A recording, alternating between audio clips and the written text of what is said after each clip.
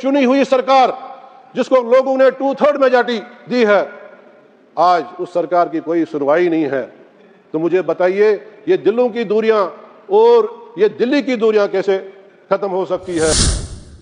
Please. मैं prime minister साहब से यही अपील करना चाहता हूं, वो देश के हुक्मरान हैं, वो हमारे प्राइम मिनिस्टर हैं, हम उनको नुक्तिचीनियां भी कर सकते हैं, मगर हमें उम्मीद भी उनसे है। उन्होंने जो वादा हमसे किया है कि इलेक्शन के फौरन बाद जम्मू कश्मीर की रियासत को बहाल किया जाएगा, मैं आपकी वजाहत से प्राइम मिनिस्टर को आज फिर एक बार ये अपील करना चाहता हूं कि हमारी रियासत को जो है जल्द से जल्द बहाल किया जाए। हमारा मुल्क जो है एक जमहूरी मुल्क है और इस मुल्क का डंका जो है पूरी दुनिया में इसलिए भी बजता है कि यहाँ फेयर इलेक्शन होते थे,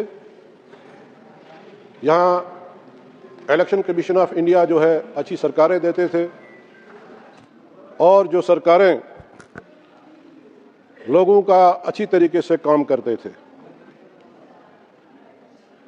यहाँ अच्छे अच्छे इलेक्शन कमिश्नर रहे,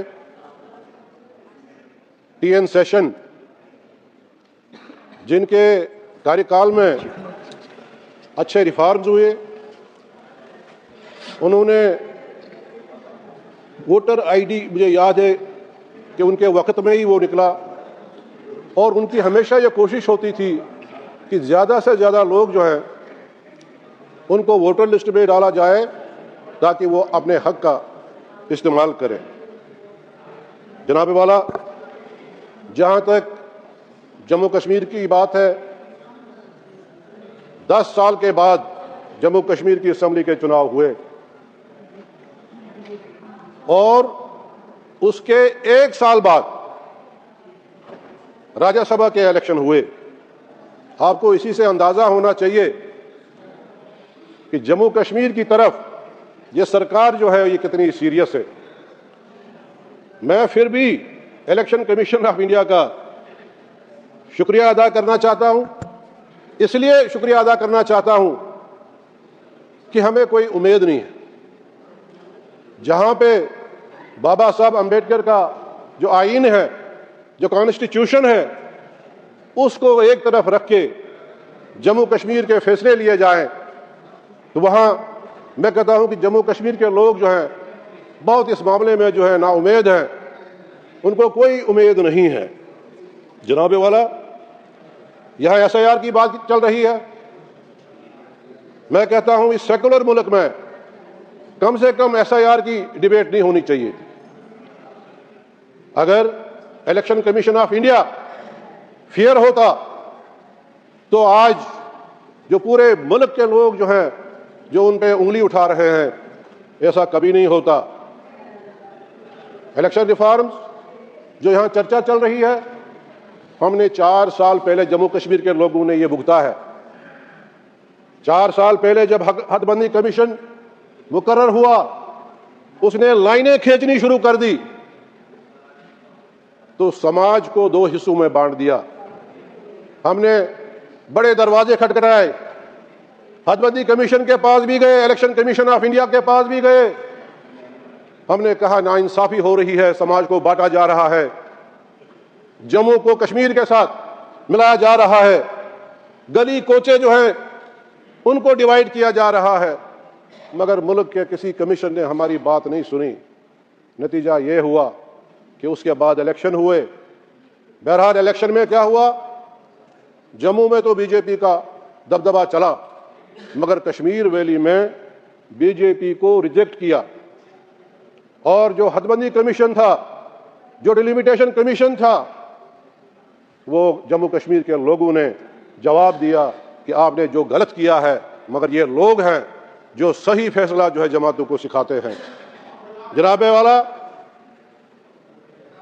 ऑनरेबल प्राइम मिनिस्टर साहब जब भी जम्मू कश्मीर के लोगों से मुखातिब हुए, चाहे वो इलेक्शन रैलियों में हुए आए, मगर एक बात हर वक्त उन्होंने की कि हम चाहते हैं कि जम्मू कश्मीर के लोग जो हैं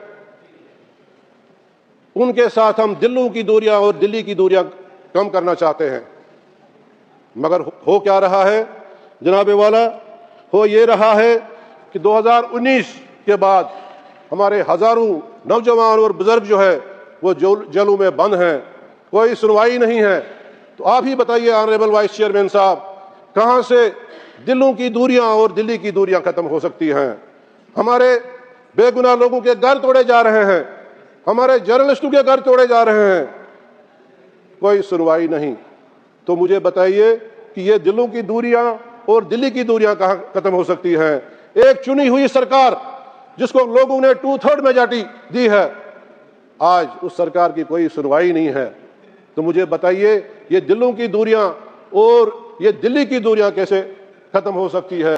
हमारे ex chief ministers, presently chief minister जो उमर अब्दुल्ला साहब हैं या दूसरी पार्टियों के जो लीडर्स हैं, जब 2019 हुआ उसके बाद हजारों लीडरों को, लोगों को जेलों में बंद कर दिया। आज तक हमको ये पता नहीं चल रहा है कि भाई हमको क्यों जेलों में बंद कर दिया गया था।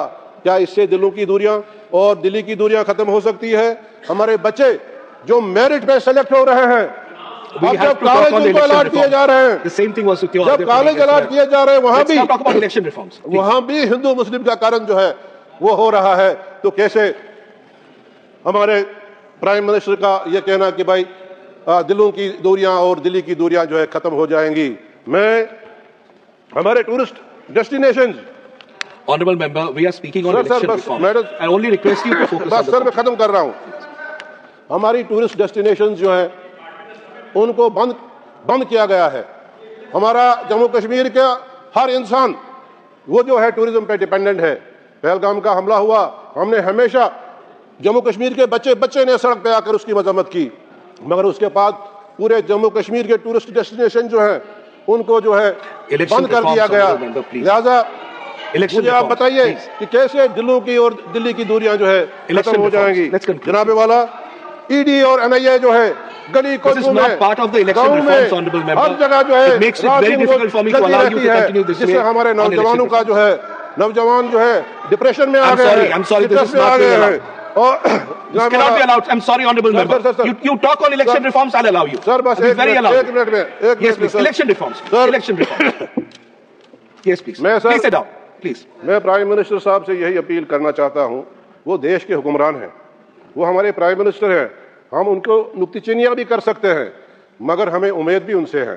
उन्होंने जो वादा हमसे किया है कि इलेक्शन के फौरन बाद जम्मू कश्मीर की रियासत को बहाल किया जाएगा, मैं आपकी वजाहत से प्राइम मिनिस्टर को आज फिर एक बार ये अपील करना चाहता हूं कि हमारी रियासत को जो है जल्द से जल्द बहाल किया जाए। जनाबे वाला मैं लास्ट में बस एक गीत सर एक शायर एक शेर में बस पढ़ना चाहता हूं। उसके बाद सर वो जो गीत तुमने सुना नहीं, वो जो गीत तुमने सुना नहीं, मेरी उम्र भर का रियाज था, मेरे दर्द की थी वो दास्तान जिसे तुमने हंसी में उड़ा लिया।